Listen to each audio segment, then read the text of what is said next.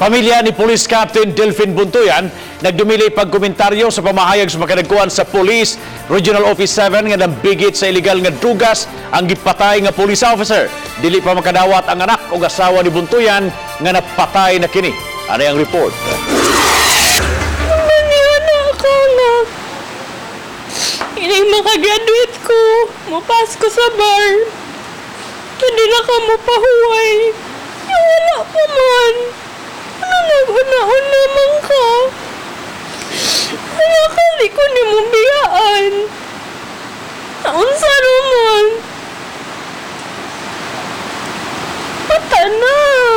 Alang sa bugtong anak ni Police Captain Delfin Buntuyan nga si Ching, natulog ra ang iyang amahan ug padayon niyang huwaton nga mubangon.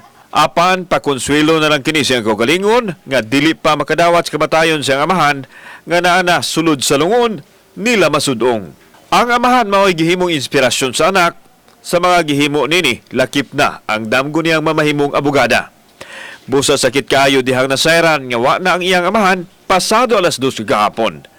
Natunong pa yun kini sa final examination ni Ching.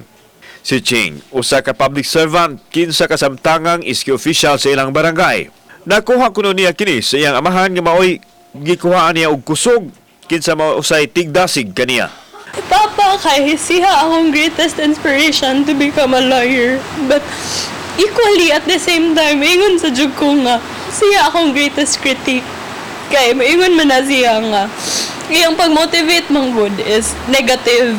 So maingon siya nga, wa kay tuon-tuon, di jud ka maabogadoan na busy na kay kasi mong trabaho sa SK, dagan kay kaglakaw. Samtang mihangyo ang pamilya nga dili lang mo komento mahitungod sa migawas nga isyong naglambigit kang Buntuyan sa illegal drugs. Kauban si John Solon, ako si Alan Domingo. Balitang Bisdak.